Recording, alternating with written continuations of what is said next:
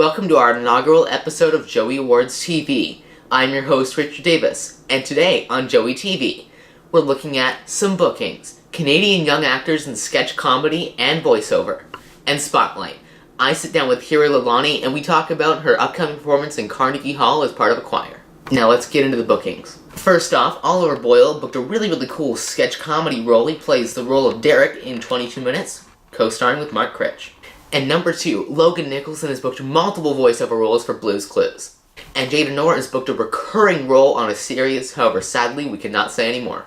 And last, but definitely not least, a huge congrats to young Canadian filmmaker Connor Laitman. His short film Heartstrings won 2 Best Filmmaker Awards in Los Angeles, California. One was the Top Shorts Film Festival and the LA Film Awards. Performing at the legendary Carnegie Hall in New York City may only be a dream for some people. But it's not for Hira Lalani. The 17-year-old Glen Eagle student is actually set to perform there in February with the Honors Women's Choir. In this episode of Spotlight, I sit down with her to talk all about it and how she's gotten to this point in her career. I am here with Hira Lalani, and we are going to talk about her performance at Carnegie Hall. It's going to be happening... when is it going to be happening, actually? I will be leaving Vancouver on February 6th, and the performance is on February 10th. How old were you when you first started singing? Like, when did you really pick up that bug for the performing arts? Honestly, I've always, loved performing, singing, being on stage whenever I could, but I probably started to take singing seriously about 4 or 5 years ago. Interesting. So when I was about, 13, 14. Interesting. So did you ever think when you were even 13 or 14 that you would ever get a chance to perform at the legendary Carnegie Hall? No, of course not. Like back then it was just something I did as a hobby, and I joined choir and I performed at a talent show, and I kind of thought that's all it would go. But as I got into high school and I started doing more extracurricular to do with the performing arts, it's just something that I couldn't stop doing. And even if you told me at the beginning of this year that I would be going to Carnegie Hall, I probably wouldn't have believed you. So it's definitely been a great opportunity. Interesting. So who do you look up to in the singing world or the performing arts, or who is kind of your inspiration that you kind of aspire to be or be like?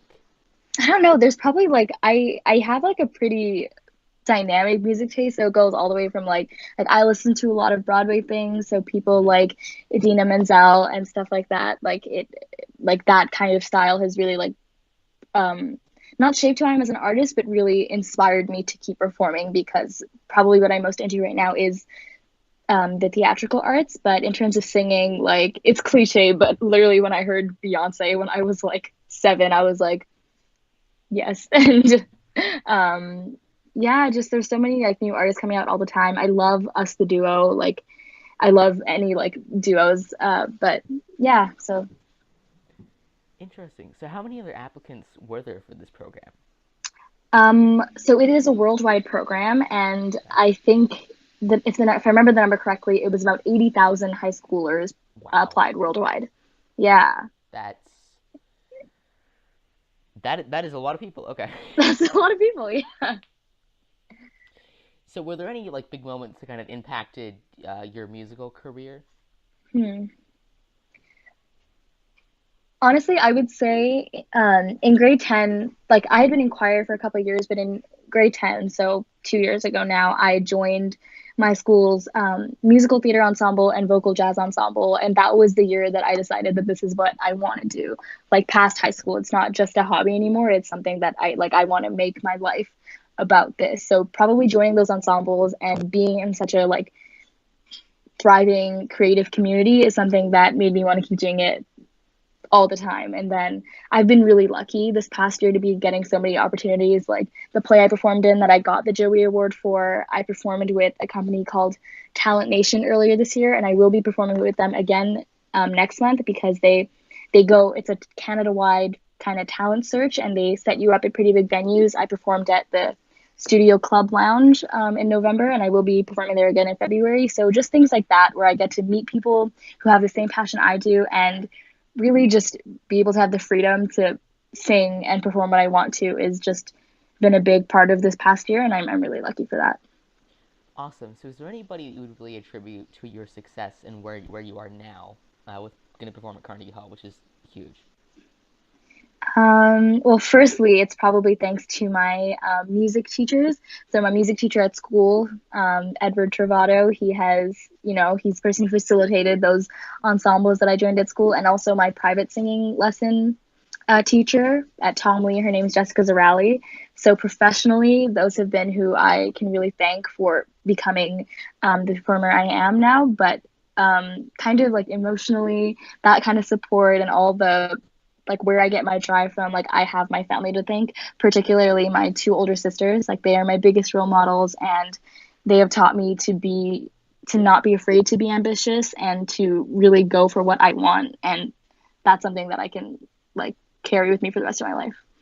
Interesting. So I was reading in the news article that you are a soprano. Now, for people like me who don't really understand the musical spectrum at all, where does that sit on kind of a scale?